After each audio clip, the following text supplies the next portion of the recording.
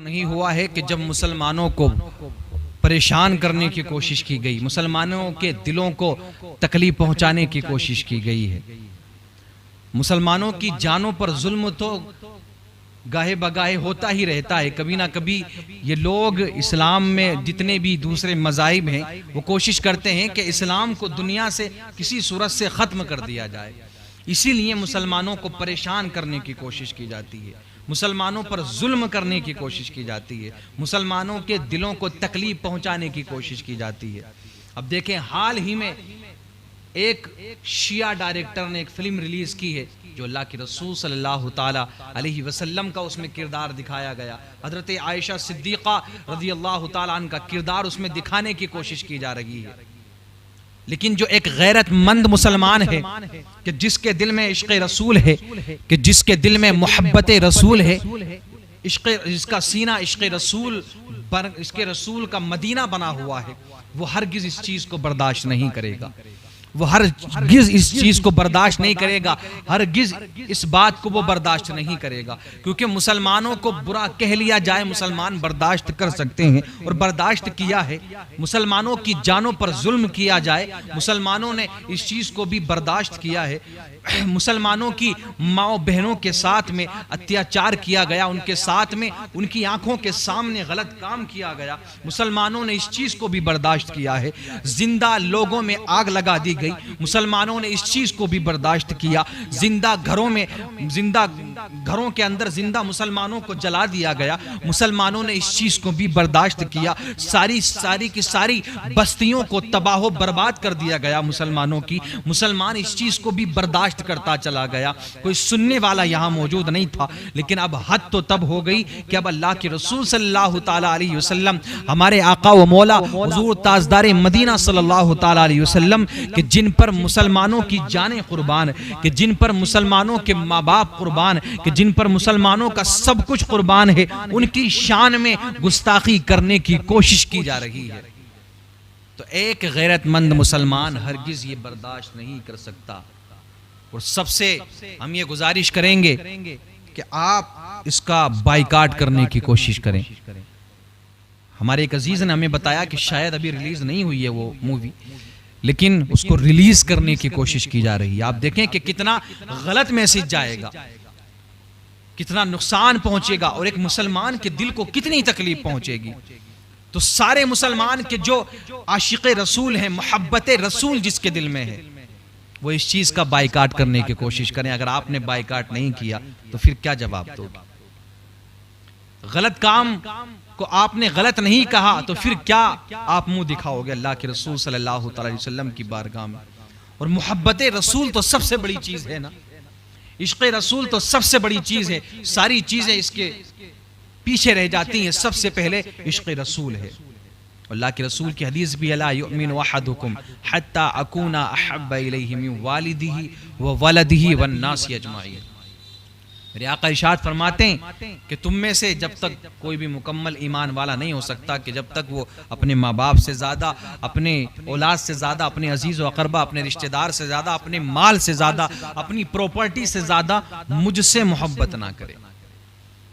ساری محبتیں ایک طرف، ماں باپ کی محبت کا ثواب ملتا ہے، اولاد سے محبت کریں اس کا بھی آپ کو ثواب ملے گا، لیکن یہ ساری محبتیں بعد میں ہیں، سب سے پہلے عشق رسول ہے،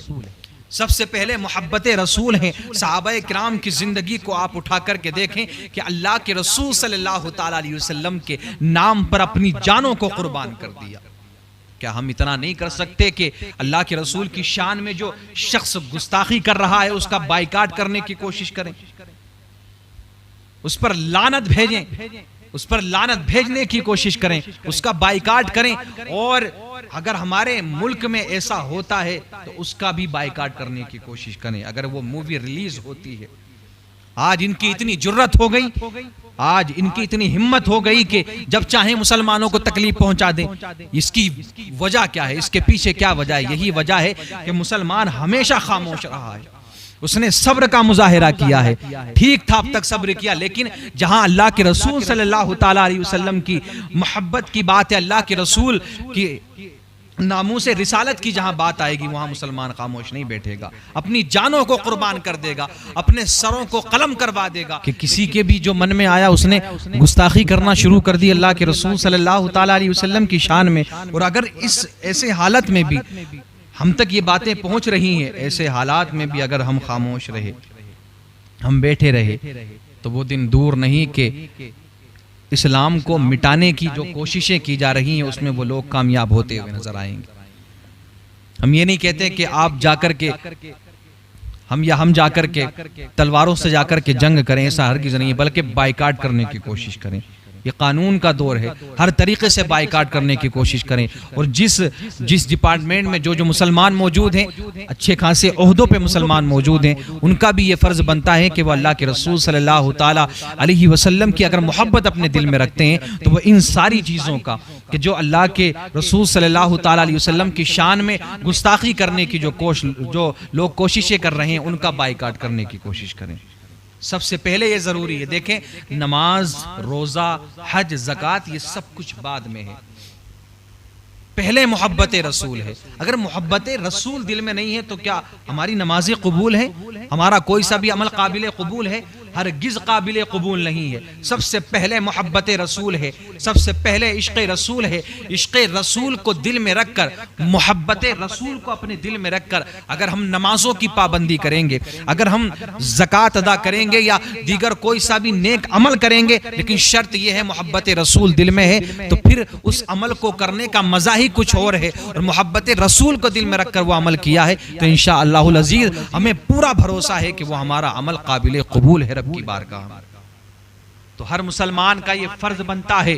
ہر مسلمان کے لیے ضروری ہے کہ وہ بائیکاٹ کرے ایسی تمام چیزوں کا کہ جس سے اللہ کے رسول صلی اللہ تعالیٰ علیہ وسلم کی شان میں گستاخی کرنے کی کوشش کی جا رہی ہے۔ اور یہی ہمارا ایمان ہے، محبت رسول سب سے زیادہ بڑی چیز ہے، اس چیز کو ذہن میں رکھیں۔ محمد کی محبت دین حق کی شرط اول ہے۔ علامہ اقبال نے کہا تھا کہ محمد کی محبت دین حق کی شرط اول ہے، اسی میں ہو اگر خامی تو سب کچھ نامکمل ہے۔ کی محمد سے وفا تو نے تو ہم تیرے ہیں، یہ جہاں چیز ہے کیا لوح و قلم تیرے ہیں۔ محمد سے، حضور صلی اللہ تعالیٰ علیہ وسلم سے محبت کریں، آپ سے وفا کریں اور آپ کے فرامین پر عمل کریں، پھر دیکھیں کہ آپ دنیا میں بھی کامیاب ہوتے ہوئے نظر آئیں گے اور آپ قبر میں بھی کامیاب ہوں گے۔ اللہ رب العزت آپ کو حشر میں بھی کامیابی عطا